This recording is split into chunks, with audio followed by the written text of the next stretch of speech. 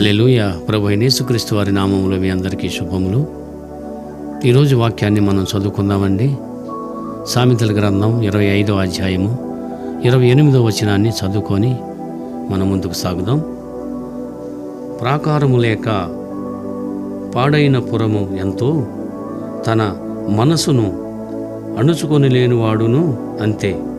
ప్రియా దేవుని బిడ్డలారా, తన మనసును ఎందుకని అణుచుకోలేకపోతున్నారు అంటే ఆశా నిగ్రహం అనేది లేకపోవడమే. ఆశా నిగ్రహం లేకపోవడానికి కారణం దుర్నీతి, భక్తిహీనత, లోకానుసారమైనటువంటి అల్లరితో కూడినటువంటి ఆటపాటలు సైతం. వీటన్నిటినీ వదిలేసి వాటిని విసర్జించి ఎప్పుడైతే నువ్వు ఉన్నావో అప్పుడు పరిశుద్ధాత్ముడు నీలోకి వస్తాడు. పరిశుద్ధాత్ముడు నీలోకి వచ్చినప్పుడు ఆశా నిగ్రహం నీకు వస్తది. ఆ ఆశా నిగ్రహం నీకు వచ్చినప్పుడు నీవు ఆత్మ ఫలాలు నువ్వు ఫలిస్తావు. ఆత్మఫలం ఫలించినప్పుడు ఆ ఆత్మ ఫలాలు అనేకమైనటువంటి వారికి పంచుతావు. ఎందుకోనంటే ఈ రోజు మనము ఈ వాక్యము వింటున్నటువంటి ప్రతి ఒక్క బిడ్డ కూడా, ఈ షార్ట్ వీడియో చూస్తున్నటువంటి ప్రతి ఒక్క బిడ్డ కూడా ఆత్మ ఫలాలు పొందుకొని ప్రభు చిత్తానుసారంగా నడవాలని ఈ రోజున నేను ఆశపడుతున్నాను. ప్రియా దేవుని బిడ్డలారా, మరి మనసు నిలుపుకోలేక, మరి ఆత్మ ఫలాలు పొందుకోలేక ఉన్నట్లయితే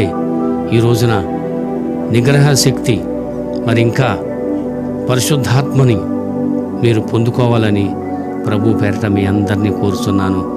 అట్టి కృప ప్రభు మనందరికీ దయచేయనుగాక. ప్రభు ఈ వాక్యాన్ని దీవించునుగాక. చిన్న ప్రార్థన చేద్దామండి. దయగల తండ్రి, కృపగల రాజా, మీ బిడ్డలకి నాయన ఆశా నిగ్రహాన్ని మీరు దయచేయండి ప్రభువా. ఆత్మఫలాలు పొందుకునేటువంటి కృప మీ బిడ్డలకు దయచేయమని ప్రార్థన చేస్తున్నాం.